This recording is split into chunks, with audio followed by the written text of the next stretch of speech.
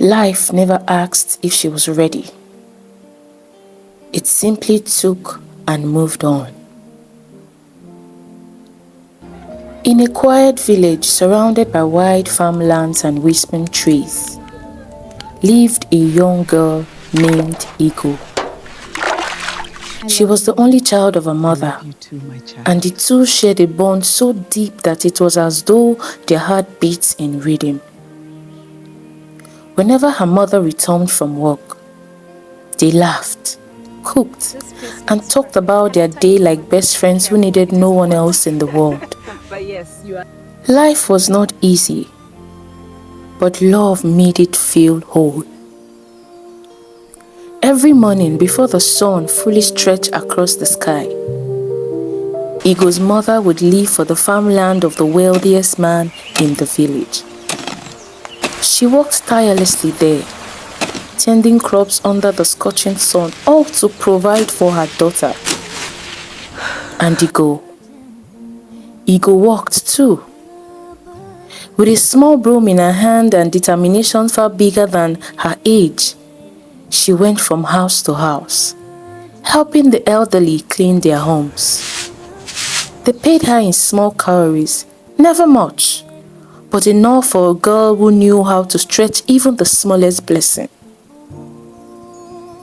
After her chores, Igo would head to the market, her tiny paws clicking softly with the calories she had earned. She would buy just enough ingredients to prepare a simple meal before her mother returned. Sometimes, her mother would press a few calories into her hands in the morning, but Igo would always smile and gently push them away. "I have enough, Mama," she would say. "Let me take care of today." Her mother would watch her with pride, her heart full. But what truly set Igo apart was her voice. It was soft, rich, and filled with something beyond her years. Something that made people pause, listen, and feel. Every evening after cooking and finishing her chores, Igo would sit under the old mango tree at the village junction, waiting for her mother. As the sun dipped low and painted the sky gold, she would begin to sing. Her voice would travel through the air like a gentle breeze. Villagers would gather without realizing when they had stopped what they were doing. Some stood still, some sat quietly, others simply closed their eyes. And in those moments, Igo wasn't just a girl. She was a melody the village had come to love. Her mother would always return with fresh fruit tucked into her wrapper. Mangoes, guava, sometimes oranges, because she knew how much Igo loved them.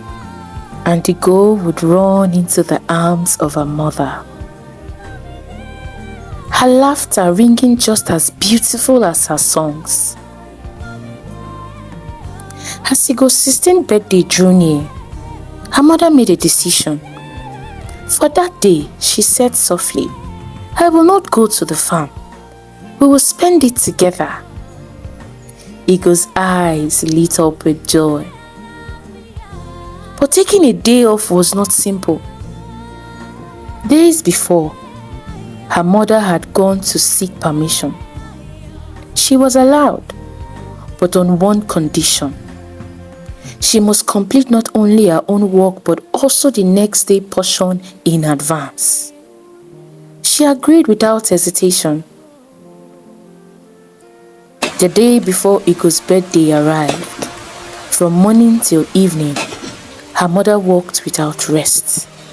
One by one, the other workers packed their tools and left, waving her goodbye as they went. "Don't stay long," someone called. But she only smiled and kept working. She had a promise to keep. The sun sank, the farm grew quiet, shadows stretched long across the land. Still, she walked. Until suddenly, A sharp pain gripped her chest. She dropped her tools, clutching at her heart, her breath coming in short, desperate gasps. "Help!" she cried weakly. But the fields were empty. No one heard. She struggled, calling out again, her voice breaking into the stillness, but it was swallowed by the silence of the night. A moment later, her strength faded, and slowly she fell.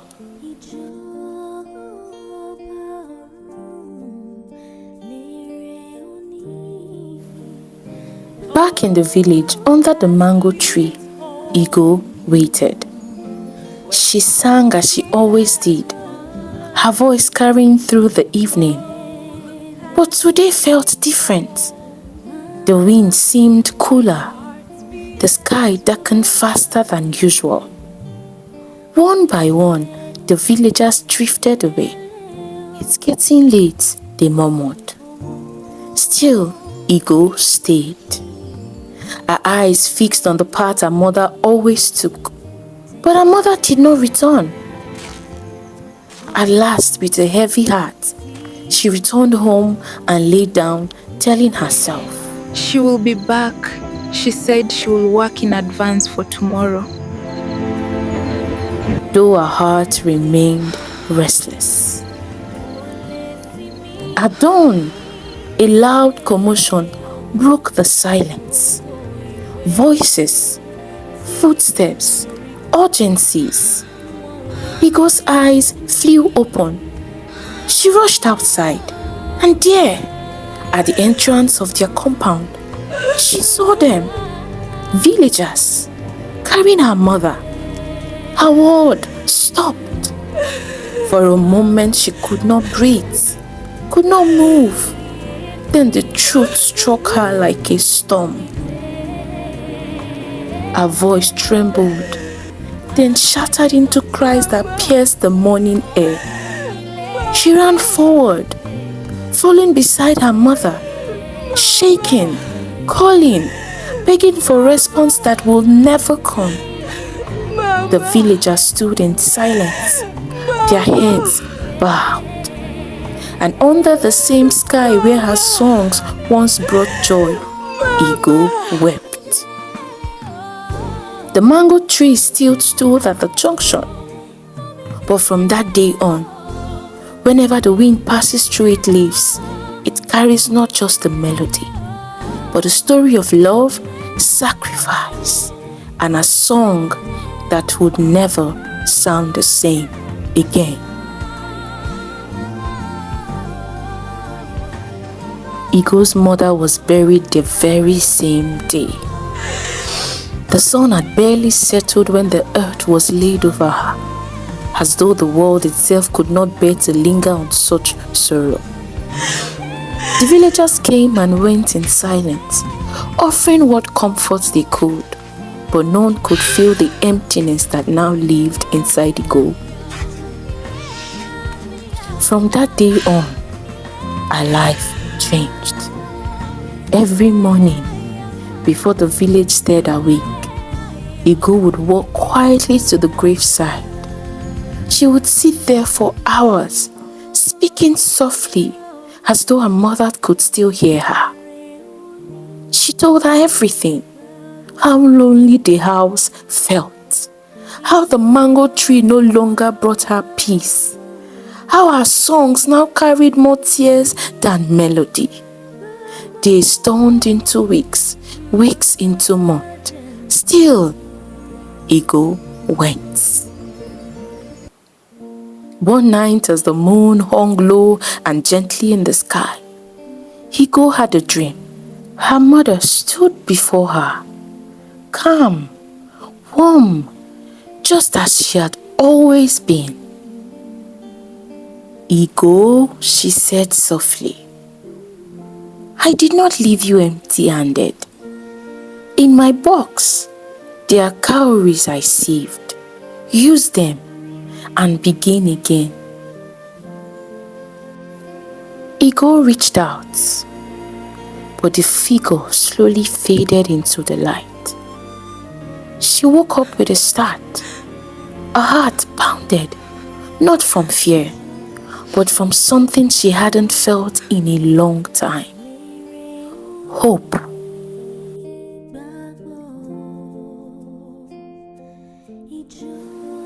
At first light, Ego rushed to her mother's old wooden box.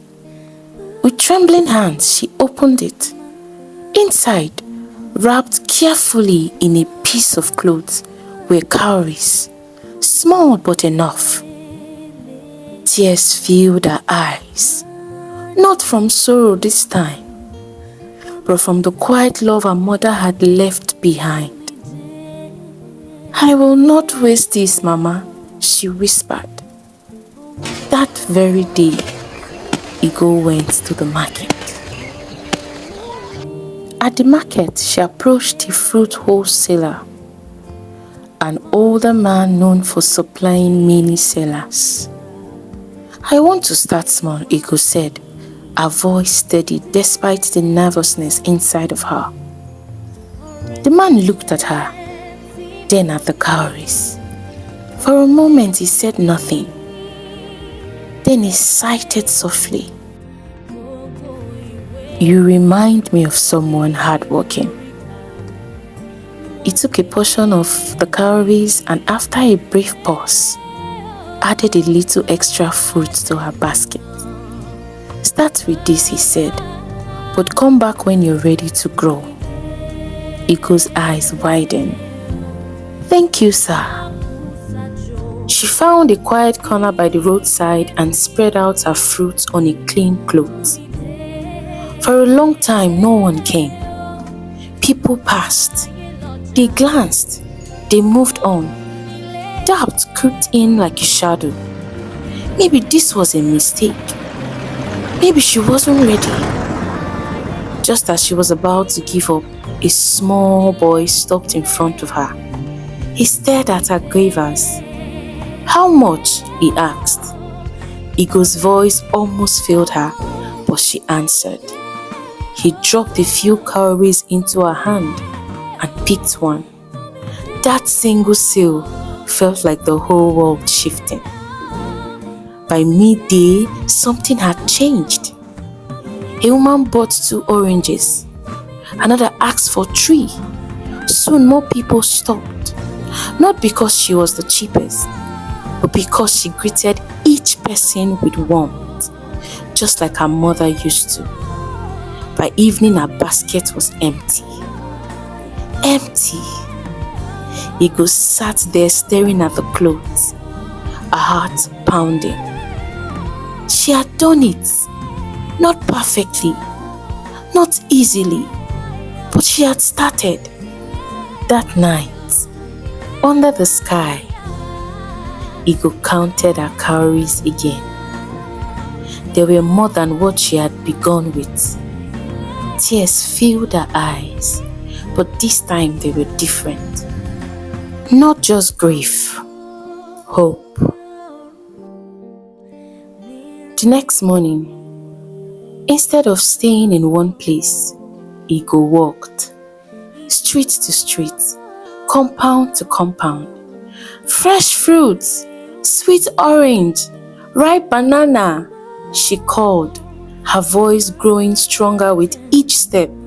At first it was slow, but then something changed.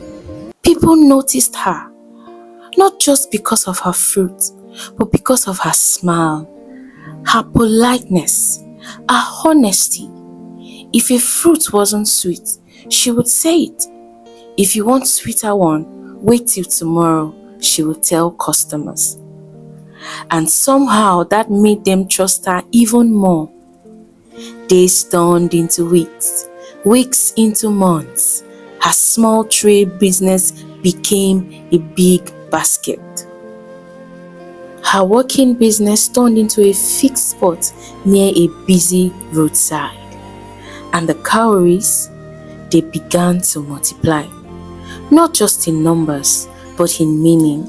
Each one represented effort, growth, survival. Soon Igo became known across the village, not just for her voice, but as a girl with the freshest fruits. Her small roadside trade grew into a stall. The stall became a shop, and with time the shop became something far greater than anyone could have imagined. Years passed, and Igo was no longer just a seller. She became a supplier. Traders from nearby villages came to buy from her in bulk. She employed workers, expanded her reach, and built a thriving fruit business.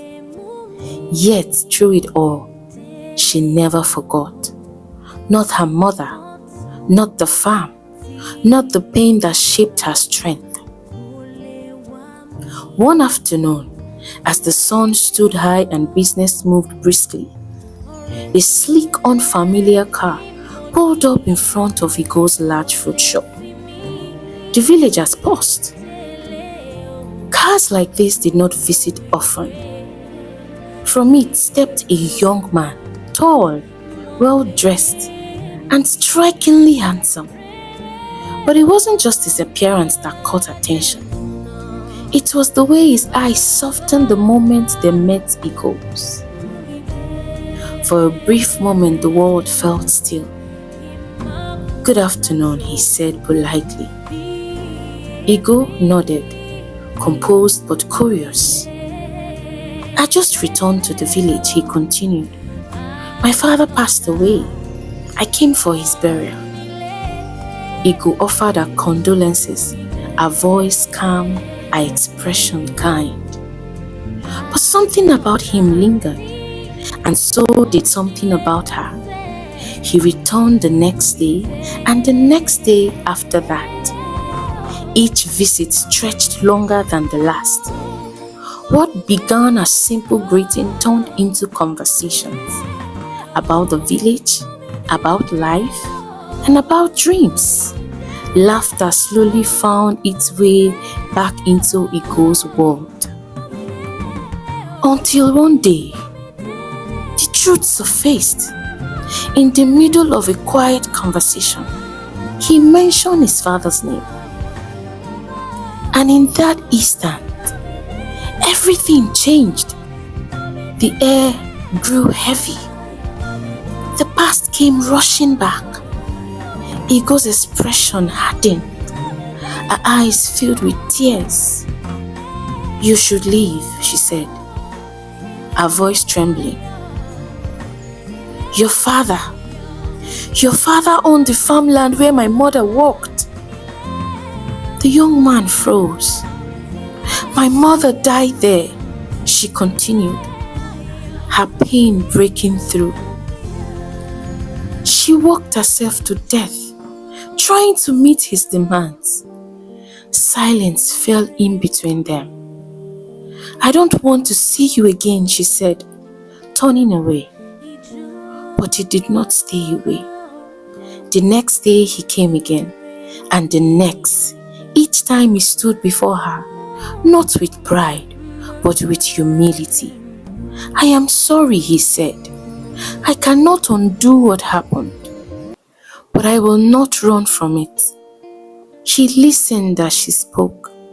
He stayed even when she turned him away.